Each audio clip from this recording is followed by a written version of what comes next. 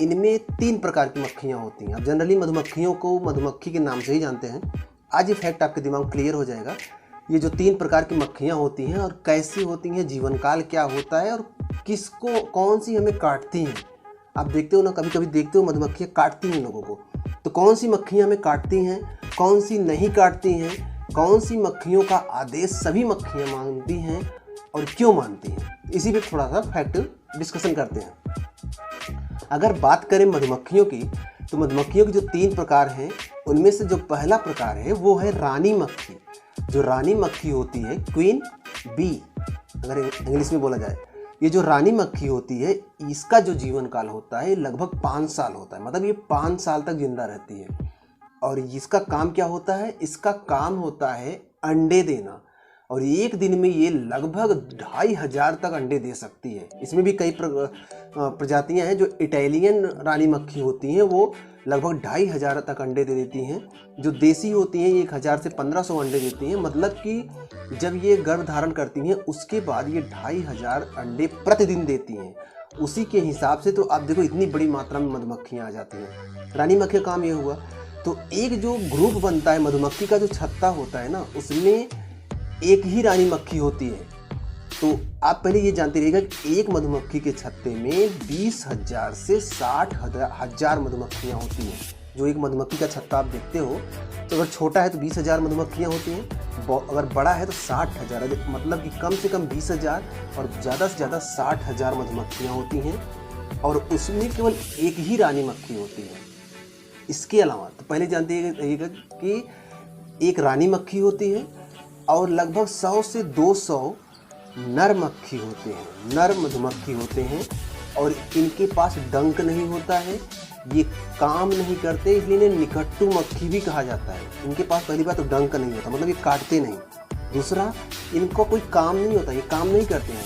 इनका केवल एक ही काम होता है कि ये रानी मक्खी को प्रेग्नेंट करें। इनका यही काम होता है। और इनका जो जीवन काल होता है ये लगभग 60 दिन का, मतलब 2 महीने का। रानी मक्खी का 5 साल और इसका 2 महीने। 2 महीने ज़्यादा ये नहीं जिंदा रहते, तो ये लगभग 2 महीने और रानी मक्खी 5 साल। इनका काम केवल ये होता है कि रानी मक्खी को प्रेग्नेंट करें और उसके बाद रानी मक्खी अंडे देंगी तो उससे और मधुमक्खियाँ आएंगी। तीसरा जो होता है उन्हें श्रमिक मक्खियाँ कहा जाता है। और ये जो होती हैं ये हज़ारों की संख्या में होती है। यही मधुमक्खियाँ हमें दिखती हैं, यही हमें काटती हैं। यही थोड़ा समझना है।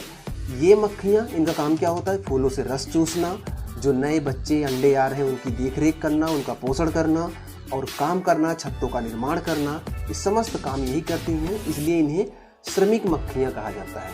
इनकी संख्या किसी छत्ते में 20,000 से 60,000 के आसपास हो सकती है। और इनका जो जीवन काल होता है ये बहुत ज़्यादा दिन नहीं होता है। इनका जो जीवन काल होता है वो 40 से 45 दिन का होता है। सोचिए, सबसे ज़्यादा जिंदा रहती है रानी मक्खी लगभग 5 साल। उसके बाद नर मक्खी जिनका काम केवल प्रेग्नेंट करना होता है वो लगभग 2 महीने। और जो श्रमिक मक्खी होती है 40 से 45 दिन तक ही जिंदा रहती है, यही सारा काम करती है। अब आपके दिमाग में आता होगा कि श्रमिक मक्खी आती किस में है, नर में है कि मादा में है। एक बात जानते रहिएगा कि किसी छत्ते में एक ही मादा मक्खी होती है। मतलब कि जो अंडे दे सकती है वो रानी मक्खी होती है, केवल एक ही होती है। बाकी जितनी होती हैं वो मादा मक्खी में ही आती हैं, लेकिन वो अपूर्ण, मतलब पूर्ण विकसित मादा नहीं होती हैं, वो अल्प विकसित होती हैं। इसलिए वो केवल ज़िंदगी भर काम करती हैं और काम करते करते मर जाती हैं। तो आपके दिमाग में मक्खियों का 3 प्रकार क्लियर हो गया होगा। किसी छत्ते में 3 प्रकार की मक्खियाँ, एक रानी मक्खी, 100 से 200 नर मक्खी होते हैं और 20,000 से 60,000 तक ये होती हैं श्रमिक मक्खियाँ, जो कि अपूर्ण विकसित मादा मक्खी आप कह सकते हो। एक मक्खी को अगर 1 किलो शहद बनाना हो तो इसके लिए उसे 40 लाख फूलों तक जाना होगा, तब जाके उसके रस से वो शहद बना सकती है। एक मक्खी 1 सेकंड में अपने पंख को लगभग 200 बार फड़फड़ाती है। एक मक्खी, मतलब जो मधुमक्खी होती है, ये अगर उड़ना चाहे तो 24 से 25 किलोमीटर प्रति घंटे की स्पीड से यह उड़ सकती है। इसके बारे में और मधुमक्खियों के बारे में अगर और विशेष बातें करें तो आप कभी इनका छत्ता ध्यान से देखेंगे तो इनका छत्ता हेक्सागोनल होता है। हेक्सागोनल मतलब बेंजीन के आकार का होता है, मतलब कि 6 भागों में, मतलब ट्रिंगल में 3 भाग होते हैं, त्रिभुज में आप देखते हो 3 भाग होते, 3 भुजाएं होती हैं। रेक्टेंगल मतलब चतुर्भुज में 4 भुजाएं होती हैं। वैसे हेक्सागोनल जो आकृति होती है उसमें 6 भुजाएं होती हैं। इनका जो छत्ता होता है वो हेक्सागोनल आकार में होता है, उसमें 6 भुजाएं होंगी। कभी ध्यान से देखिए आप, तो उसमें 6 भुजाएं होती हैं। और मधुमक्खियों की भाषा सभी जंतुओं में सबसे कठिन भाषा है। कार्ल ओन फिंच ने 1973 में मधुमक्खियों की भाषा समझने में सफलता पाई थी, इसलिए इन्हें इसके लिए नोबेल पुरस्कार भी दिया गया था। जानते रहिएगा कि मधुमक्खियों के अंदर 170 प्रकार के रिसेप्टर्स पाए जाते हैं जो वो कुत्तों की तरह सूंघने की क्षमता रखती हैं। जबकि मतलब कि जैसे कुत्ते सूंघ के पहुंच जाते हैं कहीं पर, वैसे मधुमक्खियां भी सूंघ कर पहुंच सकती हैं। जबकि मच्छरों में केवल 79 मतलब 79 प्रकार के ही रिसेप्टर्स पाए जाते हैं। ये बड़ी महत्वपूर्ण चीज़ें हैं। मधुमक्खियां एक बार में शहद की तलाश में लगभग अपने छत्ते से 10 किलोमीटर दूर तक चली जाती हैं। और लास्ट में जो सबसे महत्वपूर्ण चीज़ ये है कि मधुमक्खियों के पास दो पेट होते हैं। एक में वो अपना भोजन रखती हैं और दूसरे में वो फूलों के रस को स्टोर करके रखती हैं। उसके बाद छत्ते में जाकर उसको उलट देती हैं, अर्थात हम लोग जो शहद खाते हैं वो मधुमक्खियों की उल्टी होती है। कहने का मतलब ये है। और जब वो शहद खाती हैं, जब वो रस खींचती हैं, तो उसमें जो पानी की मात्रा होती है वो लगभग 40% के आसपास होती है। लेकिन जब वो शहद बनता है तो उसमें पानी की मात्रा 14% के आसपास रह जाता है। तो हालांकि आज हमने आपको मधुमक्खी का प्लेलिस्ट वीडियो पढ़ा है, उसमें मैंने आपको बताया है कि कैसे मधुमक्खियों के प्रकार कितने होते हैं। सेम वही चीज़ यहाँ चींटियों पर भी लागू होता है, क्योंकि चींटियाँ भी उसी कुल से आती हैं जिस कुल से मधुमक्खी आती है। तो अगर मधुमक्खी आप समझे होंगे तो ये चीज़ें बड़ी अच्छी से समझ में आएंगी। तो जो चींटियाँ होती हैं इसमें 3 प्रकार होता है। एक रानी चींटी होती है, और उसके बाद नर चींटी होती है, और ढेर सारी श्रमिक चींटियाँ होती हैं। अब रानी चींटी जो होती है उसका काम केवल ये होता है कि वो अंडे दे, और वो ये प्रतिदिन लगभग 1000 से भी मतलब हजारों अंडे प्रतिदिन वो देती है जब वो प्रेग्नेंट होती है उसके बाद। और जो नर चींटी होती हैं उनका काम होता है कि वो रानी चींटी को प्रेग्नेंट करें। रानी चींटी को प्रेग्नेंट करने का काम नर चींटी करती हैं। उसके बाद वहाँ से अंडे देती हैं वो हजारों की संख्या में, फिर उनमें से अन्य चींटियाँ आती हैं। अब बात ये आती है कि रानी चींटी बनती कैसी है। जब अंडा बनता है उस दौरान अगर पोषण उनको अच्छा मिलता है तो वो रानी चींटी बनकर बाहर आती हैं, नहीं तो वो अपूर्ण विकसित मादा चींटियाँ बनती हैं जिनका जीवन काल लगभग 2 महीने के आसपास ही होता है। और वो उनका काम होता है कि जो अन्य अंडे हैं, जैसे वो अंडे से बाहर आ गई, अब उनका काम होता है काम करना, घर की देखभाल करना, बच्चों की देखभाल करना, अन्य अंडों की देखभाल करना, भोजन की व्यवस्था करना, ये सब काम उनका होता है।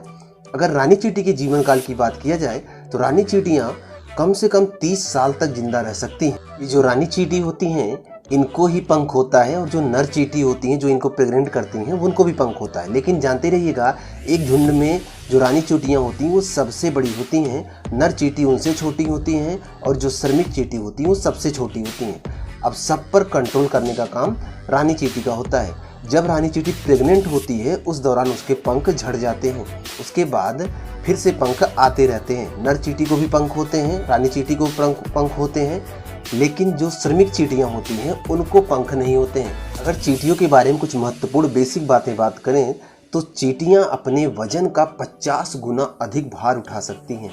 और पूरे पृथ्वी पर इतनी चींटियाँ हैं जितने की मतलब पूरी पृथ्वी पर जितनी चींटियाँ हैं उनका द्रव्यमान मतलब उनका भार पूरे पृथ्वी पर जितने मानव हैं उनके भार के बराबर है। पूरे विश्व में चींटियों की 12,000 से भी अधिक प्रजातियां पाई जाती हैं। पूरे विश्व में हर जगह मतलब हर महाद्वीप पे चींटियां मिलती हैं, लेकिन अंटार्कटिका और आर्कटिक पर चींटियां नहीं मिलती क्योंकि वो बहुत ठंडे स्थान। अगर बात चींटियों की देखने की करें तो इनके पास आंखें तो होती हैं, लेकिन ये अपने आँखों से 1 से 2 फीट से ज़्यादा दूरी तक नहीं देख सकती, क्योंकि ये इसका विशेष उपयोग ही नहीं करती। क्योंकि इनके सिर पर एक एंटीना होता है, वो उसी के माध्यम से ही चीज़ों को टच करके या फिर महसूस करके ही आगे बढ़ती हैं। दूसरी बात, इनके पास कान नहीं होता है, ये कंपन सुनकर ही चीज़ों को महसूस करके जान पाती हैं। अगर चींटियों के बारे में बात करें तो चींटियों के पास फेफड़े नहीं होते। ये सांस लेने के लिए इनके शरीर में छोटे छोटे छिद्र होते हैं, उसी के द्वारा ये ऑक्सीजन ग्रहण करते हैं। इनके पास फेफड़े नहीं होते।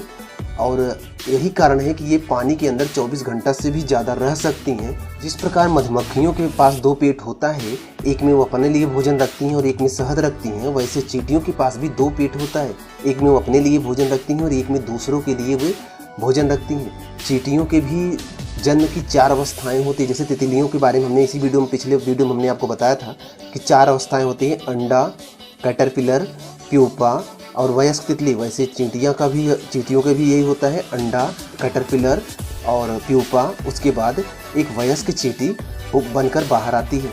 सभी जो श्रमिक चींटियाँ होती हैं वो सब की सब बाँझ होती हैं, मतलब वो कभी भी बच्चे पैदा नहीं कर सकती। और दूसरी बात, अगर जब चींटियाँ मर जाती हैं तो उनके शरीर से ओलेइक एसिड निकलता है, जिसकी वजह से अन्य चींटियाँ जान जाती हैं कि इस चींटी की मृत्यु हो गई है। चींटियाँ अक्सर आप देखते हो एक कतार में चलती हैं, क्योंकि वो जब चलती हैं तो हॉर्मोन्स नामक हार्मोन्स छोड़ती हैं, जिसको सूंघ कर अन्य चींटियाँ भी उसी कतार में उनके पीछे चलती रहती हैं। यह हार्मोन चींटियाँ ही नहीं, अन्य जानवर, कुत्ता, बिल्ली, शेर भी ऐसे हार्मोन्स छोड़ते हैं। दुनिया की सबसे बड़ी चींटी बुलेट चींटी है, जो कि पनामा के जंगलों में पाई जाती है। चींटी का जो खून होता है वो बेरंग होता है, वो किसी रंग में नहीं आता है। और चींटियाँ पृथ्वी पर तब से हैं, जब डायनासोर यहाँ पृथ्वी पर पाए जाते थे, तब से चींटियाँ भी पृथ्वी पर पाई जाती हैं। तो हमने आज आपको चींटियों से संबंधित बहुत महत्वपूर्ण जानकारी दी है। मिलते हैं आपसे नेक्स्ट वीडियो में। आशा करते हैं कि जानकारी आपको जरूर अच्छी लगी होगी। अगर अच्छी लगी हो तो लाइक और सब्सक्राइब जरूर करिएगा और चैनल को शेयर भी कीजिएगा।